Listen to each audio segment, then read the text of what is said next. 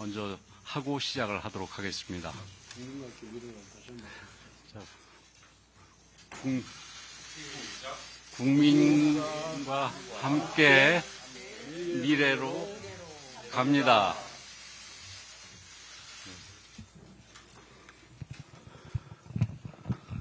예, 앞에서 말씀드렸듯이 오늘 한국 수어의 날을 맞이해서 국민과 함께 미래로 갑니다라는 말을 우리가 조금 어설프지만 우리 수어 통역하시는 분의 행동을 보고 따라 했습니다. 그리고 오늘 회의는 특별히 수어 통역을 지원합니다. 수어는 농인의 공용언어로서 지난 2016년 한국 수화언어법 제정을 통해서 국어와 동등한 자격을 부여받았습니다. 앞으로 수어를 통해서 농인과 비농인들의 소통이 더욱 자유롭게 소통되고 또 농인의 권익이 신장될 수 있도록 국민의힘은 계속해서 노력해 나가겠습니다.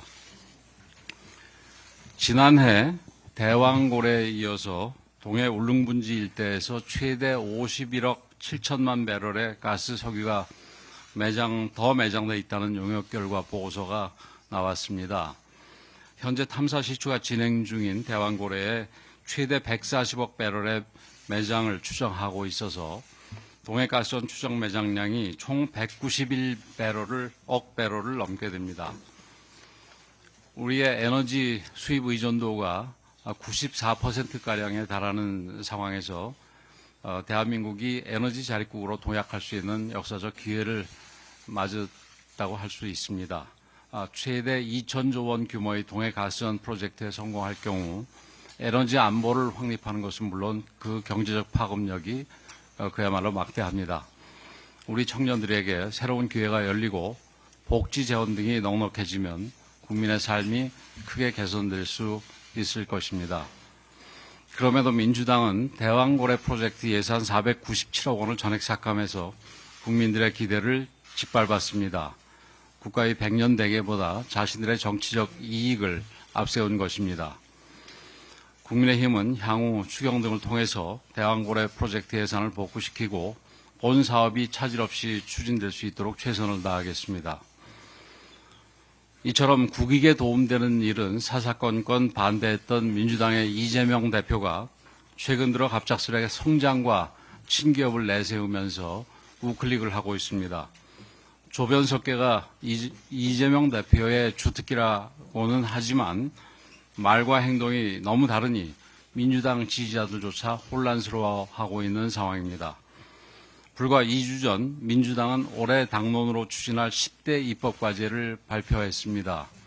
여기에는 이 대표의 지역화폐 살포법이 포함되어 있었고 반기업 반시장적인 시장 법안들이 즐비했습니다.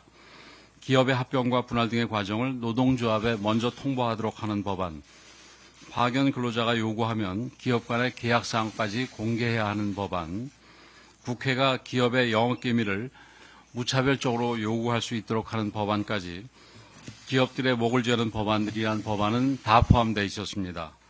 그래놓고 느닷없이 친기업을 외치니 어느 국민들이 이것을 믿겠습니까? 게다가 난데없이 AI 지원 추경을 하자고 하는데 이것도 앞뒤가 많지 않습니다.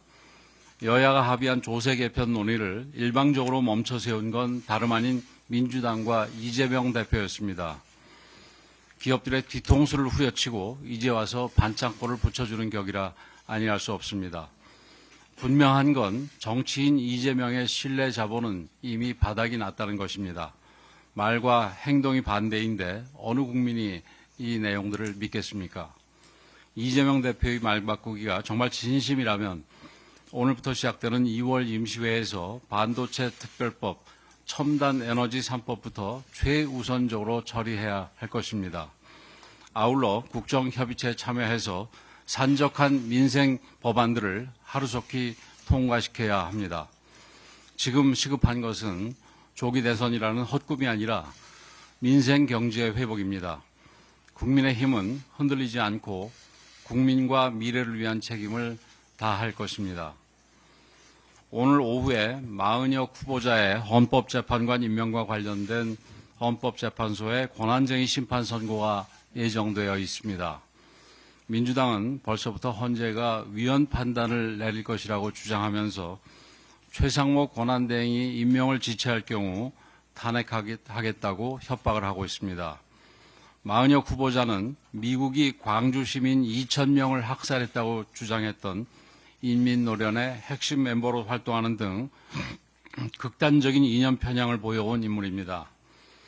마은혁 후보자까지 헌법재판관이 된다면 재판관 9명 가운데 4명이 우리법 연구회 출신으로 채워지게 됩니다. 법원 내에 하나회라는 비판이 그냥 나오는 것이 아닙니다. 지금 많은 국민들은 헌재가 민주당과 한편이 되어 대통령 탄핵을 밀어붙이는 것이 아닌가 하고 의심하고 있습니다. 탄핵 심판이 무리한 속도로 편파적으로 진행되면서 헌법학자를 비롯한 각계의 우려와 비판도 줄을 잇고 있습니다. 그러고도 대통령 탄핵 인용이 어려워 보이자 억지로 자기 편을 한 명 더 얹으려는 것은 아니냐는 의혹까지 커지고 있습니다. 이를 입증이라도 하듯이 마은혁 후보자 임명에 대한 국회의 권한쟁의 청구 심판도 부실과 졸속, 속도전으로 일관해 왔습니다.